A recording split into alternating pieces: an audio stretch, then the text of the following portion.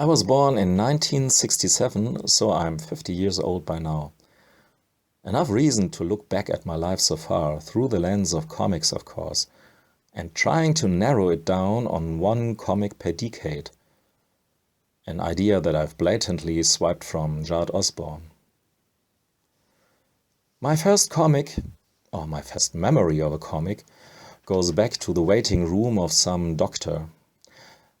Amongst other journals and newspapers, there were some comics laid out to keep the waiting kids occupied. And I remember trying to decipher one comic with cowboys and villains and Indians. It was one album of Lucky Luke.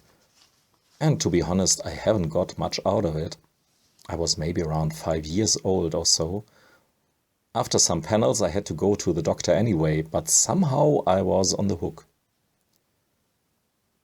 Then a lot of other comics came and go. For an example, a lot of Fix und Foxy, the German post-war rip-off of the Duckburg universe. Instead of ducks and mice, you had some foxes. There was even a wolf called Lupo acting as a kind of goofy character. I liked them very much and read a lot of it, but quite frankly, in hindsight, I don't have any nostalgic feelings about that stuff, because it was really not that good. I could not show you some Fix and Foxy book, because I've sold them long ago on some flea market anyway. But I've kept my Lucky Lukes. This copy here is actually ripped out of a magazine called Ips, Epsilon PS. It was the German version of some French comic magazine. Each week you got some cheap plastic toy or something like that, and a magazine full of serialized comics. Not only Lucky Luke, but Asterix and some other Franco-Belgian stuff as well. Once I trashed all my old Yps magazines, but I kept the good parts, the Lucky Lukes and Asterix parts, and stapled them together to a near mint copy like this one here. Then the 80s came, and I can't pin it down to an exact date, but I do know where I bought a bundle of heavy metal and pilot magazines for a reduced price. It was in one of the bigger bookshops in my city, and I remember sweating quite a lot while buying it. That stuff looked totally not like it was meant to be in underaged hands like mine. But I got it, and worlds opened up before my eyes. Look at the first issue of the German heavy metal for an instance. Cover by Möbius and the first story by him as well.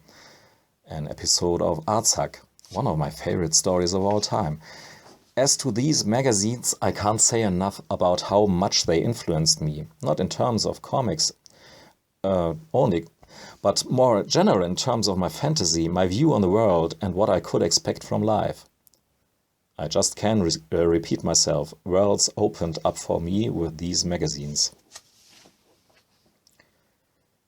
But the big breakthrough in terms of comics came after I had finished school in 1987 and served my civilian service.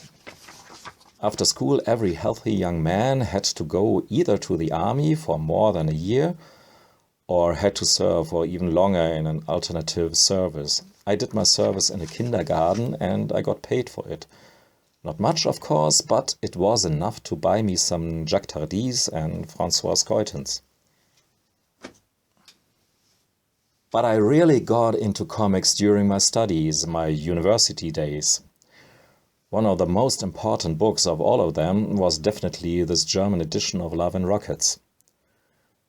This book was pretty challenging for me because I was thrown into the middle of a world that I didn't have a clue of, that something like this could exist in comics. And then, after a long time in university, we became parents in 2000 and 2001. And I got my first real job as a teacher. So life took over and there was not so much time for comics anymore. Not until our kids were big enough to read comics to them, which was great, maybe the greatest time in my life so far. One of our favorites was this Karl Barks collection. Like I've said it before in a video about Karl Barks, we used to reenact the scene with Donald fighting off sharks in our bed. We fought against imaginative sharks with pillows, quoting the word balloons from the comic. No wonder how destroyed this copy looks like. It has seen it all and was literally laughed to death, like some others of my collected Barks softcovers. I later on upgraded to the nice Barks hardcover collection you can see in the background, but for nostalgic reasons I would not ever give these softcovers away. Nobody would pay a penny for these scraps of paper anyway. The elder one is a big Sandman fan in the meantime. He knows Sandman almost by heart, every story of it. And some hour ago he left for Berlin, where he has begun his studies, and he had some transmetropolitan trades in his bags. And the younger one has started digging into the Don Rosa Duck stories. So yes, I hope comics will stay with them for their life, like it has been the case for myself, so far at least. As for me in the last couple of years, well, the most important thing in the 2010er years for me was to discover that I'm able to read comics in English. So I didn't depend anymore on the more or less rare German translations, and via internet almost every book was just some clicks away, or is some clicks away. Well, you may have witnessed in one of my almost 200 videos the explosive increase of comics on my shelves since then.